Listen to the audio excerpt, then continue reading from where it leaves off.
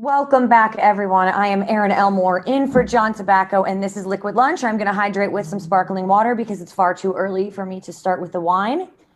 It's always 5 o'clock somewhere, though, but I'm a small person. I can't start with that this early. Good news, surprise news. I have convinced and coerced Dylan Howard to stay with me for another segment because I'm obsessed with everything he has to say. He is the author of COVID-19, the greatest cover-up in history. And just so you guys know, it is not called celebrity gossip. It is called entertainment. But he is the most feared journalist in Hollywood. Ladies and gentlemen, once again, Dylan Howard. Erin, I tried to abscond, but you wouldn't let me. I know. I'm making you stay here with me. So right before we left, I was going to ask you some yes or no questions. And so we've already gone through, the cover up in the beginning of the coronavirus pandemic and how it is the China virus, whether Joe Biden wants to call it that or not. You gave us your insight on that you think this origins were the wet market. I told you how I thought I did not know that was the case. And I truly, in my heart of hearts, believed and thought it was proven that it was the lab. So then we talked, you said masks work. I'm not so convinced, but tell me these things. So we'll go, and you can go into the masks more because we have a lot more time now. So a few more things. Do you think antibody protection is a real thing? And could there be serious reinfection? I think the risk of reinfection is high. I don't think we necessarily know a lot about this virus. And in 2020, coming into 2021, that to me is one of the most frightening things about this as a layperson. To think that a virus, which is the equivalent of World War III, in my opinion, can strike the world and the best minds in the world are not in a position to deliver a vaccine is frightening, especially given the warning signs that we had leading up to this. The SARS outbreak, the other outbreaks of bird flu and the such. Yeah. It's frightening to think the world wasn't prepared for this type of thing. Now, back to your point about masks, I don't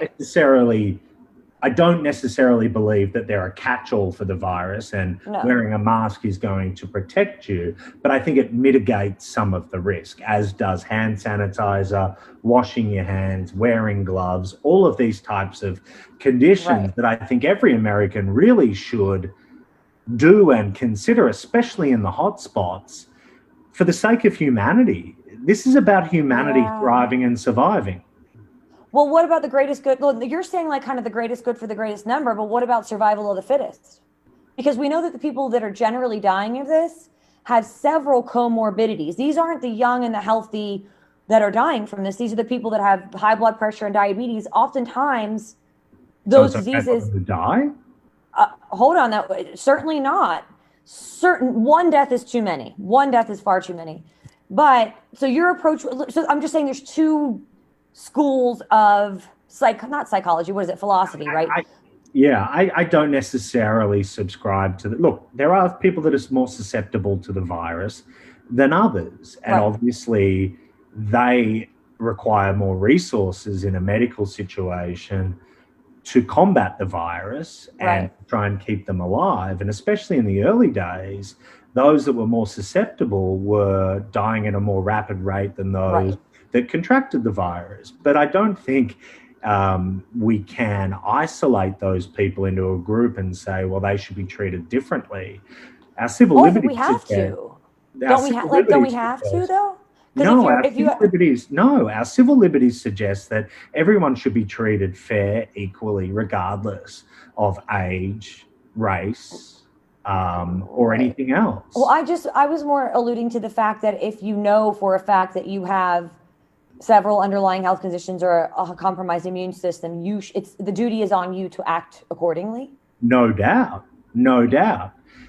But dare I even mention this then? The President of the United States is cured from the virus, yet holds a rally last night and does not wear a mask, and masks are rarely seen inside the crowd. Now, is that a super spreader event? I think those on both sides of the political aisle that aren't playing politics would say that is a risk. And Right. if Well, the risk exists, that's a problem for the American people. well, the Trump has no reason to wear a mask if he's immune. So there's that. But having said that, I think the problem I have with it is that we were all taking the virus very seriously during the lockdowns, and then we have these protests, and the BLM protests are happening, and there's no masks, and the No doctors doubt. literally go 360 or 180, whatever it is, and say, "Oh, well, that's different." When you start making exceptions to a rule, and then when we go back, they say, "You're killing my grandma." It's like, well, you could have killed my grandma at the BLM pro. That's where, for me, I the hypocrisy drives me nuts. I So totally agree with you, and I think that that's where you the lose way me on the the way hypocrisy in front. which liberal governments, whether it be at a metropolitan or state level, allowed the protests to continue despite the risk of Yeah. the pandemic was a Yeah. disgrace. Everyone has a Yeah. right to protest. Everyone has a Certainly. right to free speech. But when people's lives are on the line, then it has to be a consideration that is made. And it was seemingly put into the back corner of everyone's mind that there was this deadly pandemic in the air. Right. It suspended the dangers of the pandemic like it didn't matter anymore. Shifting gears, and I love this discourse with you. I literally am so thrilled to have it because you're so educated and really giving me a lot of good points. So I said this a few times. You are called the most feared journalist in Hollywood. Just ask people like Charlie Sheen, Hulk Hogan, Mel Gibson, Paula Dean.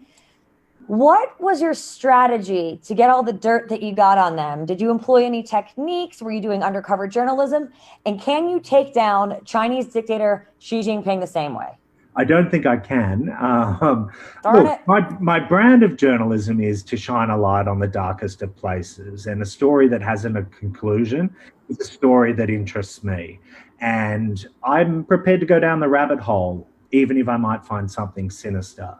Wow. Well, unfortunately, our rabbit hole is now about to approach and our screen is going to go dark. Dylan Howard, author of COVID-19, the greatest cover up in history. Thank you for your time. This was an absolute pleasure and so eye opening. Let's do it again soon. Would love to.